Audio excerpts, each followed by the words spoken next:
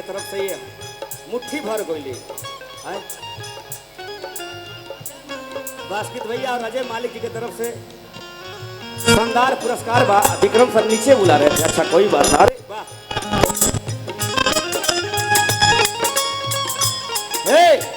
भैया के बलाई हर चाली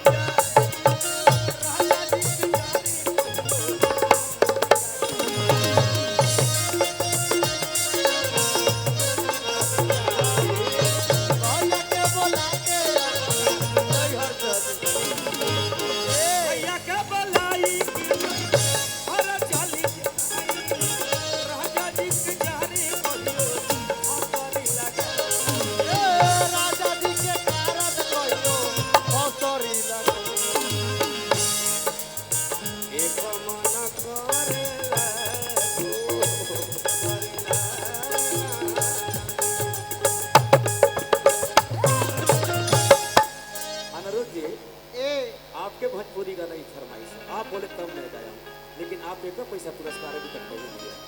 नहीं नहीं अपने हाथ से दीजिएगा, अपने हाथ से, ऐसा नहीं आप दिए बहुत हैं सॉरी, लेकिन अपने हाथ से। ये ना भोजपुरी के राज ये क्या है, मेरे यूट्यूबर भाई लोग आए हुए हैं। ये वीडियो चढ़ता है, वीडियो चढ़ता है तो पता चलता है कि वीडियो प्रोग्राम कराने वाले व्यक्ति कौन थे, कहाँ हुआ था। न तो पहले खाली छोटुए छलिए लोग जलते रहे। वाह वाह, हाय हाय हाय, नमस्कार नमस्कार, आइए आइए अगला पंक्ति कैसे बा छोटू भैया। हाँ हम कीड़िया राज्य भी आए हुए हैं, बॉम्बे के कलाकार भी हैं।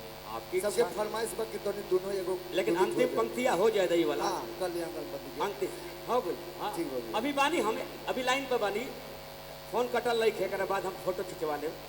मास्टर कैसे, अरे कि भैया के बुलाई के नहीं, अरे चली जा राजा जी के जाने कहियो, राजा जी के कारण कहियो, एक मन करेला, अरे करेला अरे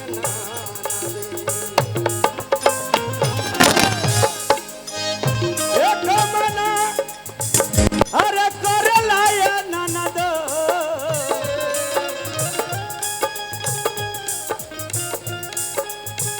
एक मन करेला या ननद,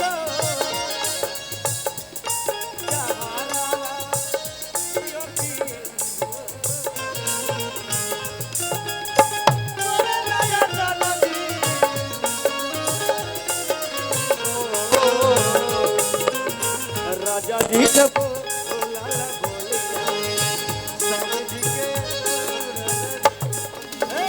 राजा जी के बोला बोली करे जावा